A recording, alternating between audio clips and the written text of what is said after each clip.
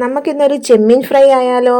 കഴിഞ്ഞ ദിവസം നമ്മൾ ചെമ്മീൻ കറി ഉണ്ടാക്കിയില്ലേ, അതിൻ്റെ കുറച്ച് ചെമ്മീൻ ഞാൻ മാറ്റി വെച്ചിട്ടുണ്ടായിരുന്നു ഫ്രൈ ചെയ്യാൻ വേണ്ടി. അപ്പം നമുക്കത് ഫ്രൈ ചെയ്തെടുക്കാം. അതിന് വേണ്ടിയുള്ള മസാല സ്പെഷ്യൽ മസാലയൊന്നും അല്ല കേട്ടോ.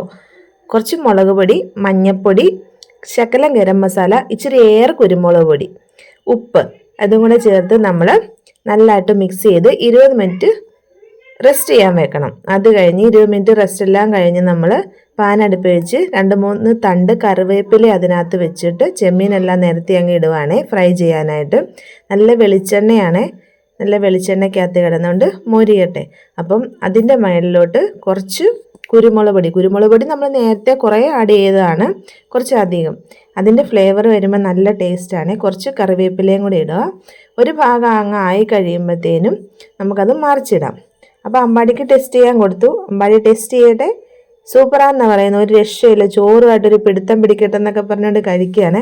അപ്പം ഞങ്ങളിത് കഴിക്കട്ടെ. മറ്റൊരു വീഡിയോ ആയിട്ട് വീണ്ടും കാണാം. ബായ്.